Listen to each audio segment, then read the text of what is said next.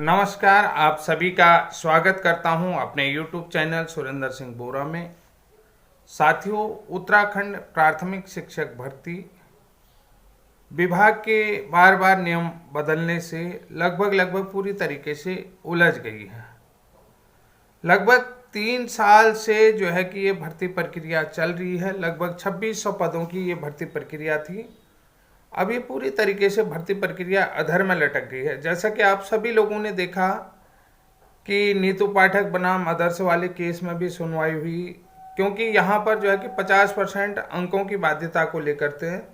लेकिन माननीय acting chief justice Manoj Kumar Tiwari ji की खंडपीठ ने ये कह दिया है कि जब 11 अगस्त 2023 के सुप्रीम कोर्ट के फैसले में, यानी कि देवेश शर्मा बनाम भारत संघ का जो केस था, उसमें ये फैसला सुना दिया है कि बीएड जो है कि प्राथमिक में एलिजिबल नहीं है। तो उसके बाद उन्होंने कहा कि जो अंकों की बाध्यता, तो किसी भी प्रकार से फिर इसमें कोई भी कार्रवाई करना या इस पर सुनना तो कोई मतलब ही नहीं रह जाता। अंकों की बाध्यता का कोई सवाल ही नहीं रहता। जब एलिजिबल ही नहीं है तो बीएड एलिजिबल नहीं है, तो ऐसे में क्या हो सकता है। अब साथियों, जो 1250 पद हैं, लगभग मेरे पिथौरागढ़ से 2017-19 के जो डाइट से प्रशिक्षित डीएलएड्स आती हैं, उनसे भी बात हो रही है। 9 लोग जो हैं कि काउंसलिंग होने डीएलएड वालों की, जो डाइट डीएलएड है, 9 लोग बचे हैं। लगभग 100 लोग, पूरे 13 जिलों में 100 लोग बचे हो सकते हैं जिनकी काउंसलिंग नहीं हुई है डीएलएड वाले प्रशिक्षितों की। बाकी सभी लोगों की जो है 2 साल पहले ज्वाइनिंग हो चुकी है। तो साथियों, मैं यहाँ पर ये आपसे बात इसलिए कर रहा हूँ कि अगर 1250 में जो है कि 100 लोगों की भर्ती हो जाती है, तो बाकी 1150 पदों पर किसको भरेंगे।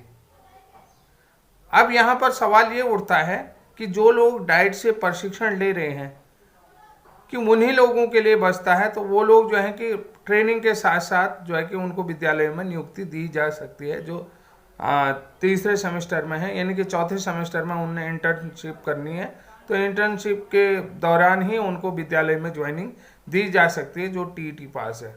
तो अब रही बात, फिर भी 500 के आसपास पद बचते हैं। 650 बच्चे होते हैं, ये 500 के आसपास पद बचते हैं। तो उन 500 पदों में कौन भरे जाएंगे। अब बहुत सारे लोग जो है कि ये सोच रहे हैं, मेरे ख्याल से जो फ्रेशर हैं, या तो जो है कि इन पदों को भी अगले उसमें मिला दिया जाएगा। कुल मिला करके न तो अब राज्य के पास डाइट डीएलएड बचते हैं प्रशिक्षित, और न ही जो है कि एनआईओएस डीएलएड वाले हैं। एनआईओएस डीएलएड वाले भी पूरी तरीके से सुप्रीम कोर्ट ने बाहर कर दिया।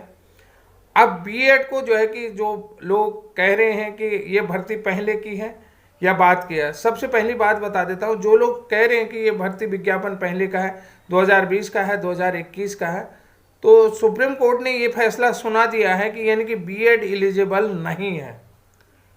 तो मेरे भी लगभग 5 एडवोकेटों से कल केदार जी और मेरी बात हुई। लगभग हमारी 5 बजे से लगभग 7:30-8 बजे तक ये बातचीत हुई। 3 घंटे लगभग बातचीत हुई, और सारे केसों पर हमने विवेचना की।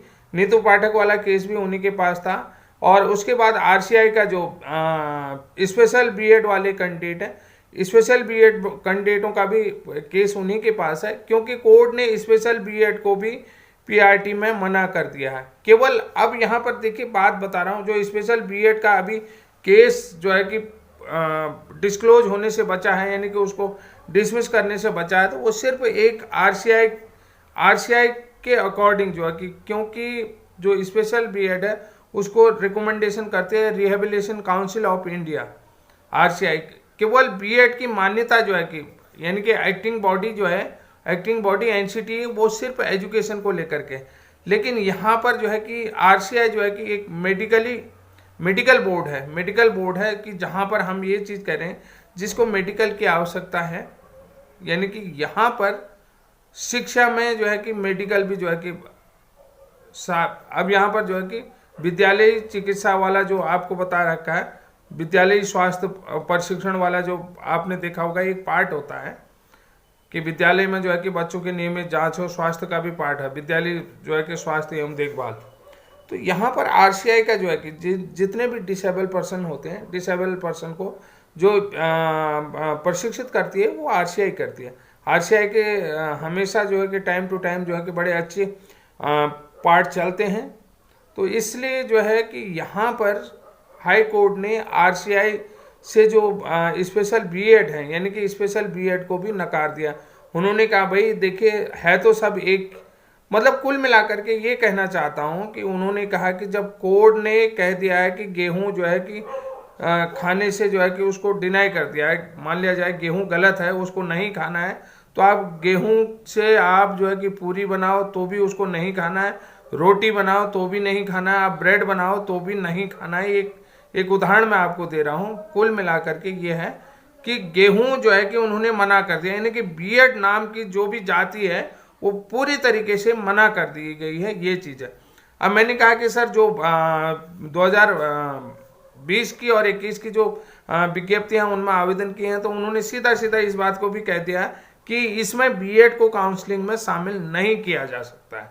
तो नहीं किया जा सकता है तो नहीं किया जा सकता है, ये बात 100% श्योर है। अगर कह रहे हैं कि इसको शामिल करते हैं तो इसमें फिर केस लगेगा, बीएड बाहर हो जाएगा। क्योंकि कुछ लोग जो है कि अंकों की बाध्यता से जो 2019 में जिनका केस लगा था उन पर भी ये बाध्यता लागू होगी। अभी जो है कि डिपार्टमेंट ने कोई ऐसी कार्रवाई करी नहीं है कि बाहर निकालने वाले। लेकिन अब यहाँ पर बात आती है कि सीधी सी बात बताऊं, जो सुप्रीम कोर्ट का फैसला है जो 11 अगस्त 2023 को है, तो वो कुल मिलाकर के रिट्रोस्पेक्टिव रूप से ही लागू हो रहा है। यानी कि जो पूर्व की भर्तियां हैं उसमें रिट्रोस्पेक्टिव, प्रोस्पेक्टिव रूप से कब से लागू होगा ये नहीं कहा कि, यानी कि रिट्रोस्पेक्टिव रूप से कार्रवाई करनियां शुरू कर दी हैं। जो पूर्व की विज्ञप्तियां हैं उसमें नहीं, जैसे बिहार में आपने बाहर कर दिया, तो यहाँ पर कुल मिलाकर के जो केस 2019 का है उस केस में, उत्तराखंड की बात कर रहा हूँ, जो 2019 का केस है उसमें जो है कि 11 अगस्त 2023 का जजमेंट सुना दिया है। समझ रहे हैं? तो यानी कि कुल मिलाकर के ये रेट्रोस्पेक्टिव रूप से लागू हो गया। 2019 का केस है, एनसीटी का जो गजट नोटिफिकेशन है 28 है 2018 का, जबकि 2019 के केस में इन्होंने क्या सुना दिया, 11 अगस्त 2023 का जजमेंट। उन्होंने कहा अंकों की बाध्यता को लेकर के, क्योंकि वो डीप में जाना ही नहीं चाहते, गहराई में गए नहीं। उन्होंने कहा भाई बीएड की जो जाति है, जो जेनेरा है, उसकी कोई भी स्पेसीज हो, कोई भी जाति हो, उसका जो भी जेनेरा, बीएड जेनेरा है, उसकी कोई भी स्पीशीज हो, उसको हम नहीं लेंगे। अब सवाल यहाँ पर यह बचता है कि आप जब तक क्लेरिफिकेशन में नहीं जाते हो, क्लेरिफिकेशन में आपके पूरे पॉइंट है, आपकी मजबूरी हो गई कि आप क्लेरिफिकेशन में जाना। अगर उत्तराखंड से क्लेरिफिकेशन में आप नहीं जाते हैं तो मैं आपसे पूरी तरीके से बताता हूँ, जो भी बीएड वाले मुझे सुन रहे हैं, मैं आपको पूरी तरीके से आश्वस्त कर रहा हूँ भाई, अगर आप जो है कि क्लेरिफिकेशन में नहीं जाते हैं, क्लेरिफिकेशन ही एक आपके लिए उम्मीद है और वही उम्मीद आपको बचा सकती है, आपको काउंसलिंग में शामिल कर सकती है। अन्यथा आप काउंसलिंग में शामिल नहीं हो रहे हैं, ये मैं आपको बता देता हूँ। अब रही बात बीएड ब्रिज कोर्स को लेकर के, साथियों देखिए बीएड ब्रिज कोर्स को लेकर के देखिए सबसे बड़ी चीज होती है कि ये जितनी भी चीजें हो रही हैं वो आईटी के मानकों के अनुसार है। उन्होंने कहा जो रिक्वायरमेंट क्वालिफिकेशन है, जो रिक्वायर्ड क्वालिफिकेशन है, ठीक है, रिक्वायर्ड क्वालिफिकेशन है वो आरटी के मानक है। आरटी के मानकों के अनुसार आपकी क्वालिफिकेशन है तो आपको भी क्लेरिफिकेशन में जाना पड़ेगा, यह आपकी मजबूरी है। अगर आप क्लेरिफिकेशन के लिए नहीं जाते हैं तो साफ आप भी जो है कि मुश्किल है कि आपको शामिल किया जाए। और दूसरी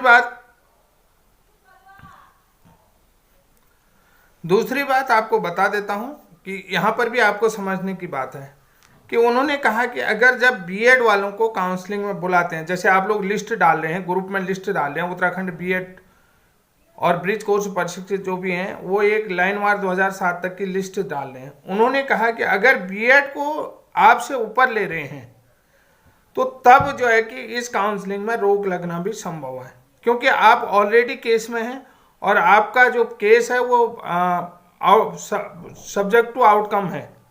सब्जेक्ट टू आउटकम होने के कारण से यानी कि आपके ऊपर बीएड को प्रायोरिटी देना ये निश्चित रूप से ये भी गलत है। लेकिन ये उस कंडीशन में जब बीएड को विभाग बुलाएगा, लेकिन उन्होंने ये स्पष्ट कर दिया है कि बीएड को विभाग नहीं बुलाएगा, चाहे आप मध्य प्रदेश से हो, छत्तीसगढ़ से हो, कहीं से भी हो। आप लोगों के लिए बहुत जरूरी हो जाता है क्लेरिफिकेशन में जाना। अगर उत्तराखंड के बीएड प्रशिक्षित भी हैं उनके लिए भी बहुत जरूरी है। अगर आपको क्लेरिफिकेशन में जाना है तो निश्चित रूप से मैं आपको बता देता हूँ 18, 19, 20 में जो है कि बीएड और अन्य जो भी डिप्लोमा कोर्सेज हैं या डिग्री कोर्सेज हैं उनको लेकर के सुप्रीम कोर्ट में सुनाई है। स्पष्ट रूप से आज एक केस की सुनवाई है सोमवार को जो है, और 18 तारीख के बाद यहाँ पूरी स्थिति स्पष्ट हो जाएगी। 20 तारीख के बाद पूरा वॉच आउट हो जाएगा, पूरी सारी तरीके से पता हो जाएगा। 20 तारीख के बाद कभी भी भर्ती प्रक्रिया, काउंसलिंग प्रक्रिया शुरू हो सकती है। 20 तारीख के बाद भर्ती प्रक्रिया शुरू हो सकती है। इस बात को मैं बता रहा हूं क्योंकि कुछ केस पेंडिंग पड़े, कुछ महत्वपूर्ण केस हैं। राज्य की तरफ से भी पांडे जी हैं और एनसीटी की तरफ से पचौलिया जी हैं, और जो भी याचिकाकर्ताओं के एडवोकेट हैं वो सब आप देख ही रहे हैं। पूरी कहानी आपको मालूम है कि यहाँ पर मेरे बताने से कुछ नहीं होगा। कुल मिलाकर के मैंने आपको जो भी चीज़ें हैं बता दी हैं। चाहे आप बीएड प्रशिक्षित हैं और आपने आवेदन किया है, जब तक आप क्लेरिफिकेशन में नहीं जाते हैं तो तब तक आपका कुछ नहीं हो सकता। और हम कह रहे हैं कि ब्रिज कोर्स वाले क्लेरिफिकेशन में जा रहे हैं, राज्य के अंतर्गत जितने भी बीएड वाले हैं उस क्लेरिफिकेशन याचिकाओं के साथ जुड़ सकते हैं।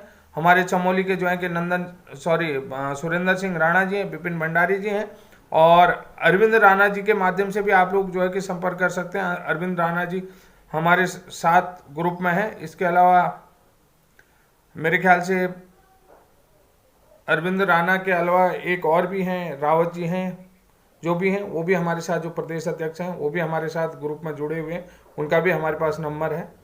तो कुल मिलाकर के ये चीज़ है कि आप सब लोग संयोजित होकर के क्लेरिफिकेशन में जाओ। और ये चीज़ देखिए, अब यहाँ पर एक ही चीज़ रह गया है, अगर बीएड शामिल भी होता है इसमें केवल आप जो है कि सरकार कर सकते, सेंट्रल गवर्नमेंट कर सकती। सेंट्रल गवर्नमेंट जब तक कानून नहीं बनाती है तब तक आप कुल मिलाकर के सारी कहानी खत्म हो चुकी है। यहाँ पर देखिए, बात बहुत सारी चीज़ें हैं कहने के लिए, बहुत अच्छी अच्छी बातें हैं मेरे पास, लेकिन फिलहाल मैं यही संदेश आप लोगों को देना चाहता हूं कि आप सभी लोग जो हैं कि जो भी अभी भर्ती प्रक्रिया में शामिल हैं वो लोग क्लेरिफिकेशन में जाएं, यही मैं रिक्वेस्ट करता हूं। 20 तारीख के बाद कभी भी काउंसलिंग शुरू हो सकती है। उसके बाद मैं जो है कि बहुत अच्छी अच्छी चीज़ें बताऊंगा। सुधांशु धूलिया जी जो जस्टिस हैं, जिन्होंने इस केस में सुनवाई करी थी BEd versus BSTC, Devesh Sharma versus Bharat संघ का केस का जो सुनवाई करी थी, उनको लेकर के भी क्या है एजुकेशन में क्या चाहते थे, क्या नहीं चाहते थे, बहुत अच्छी चीज़ें मैं बताऊंगा कि किस तरीके से ये जजमेंट आया, क्या आया।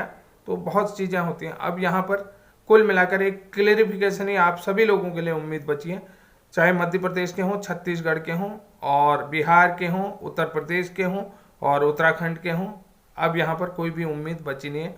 उन्होंने कहा जो जनेरा है बीएड, उसकी कोई भी स्पीशीज प्राथमिक में मान्य नहीं है। तब तक के लिए जय हिंद, जय उत्तराखंड।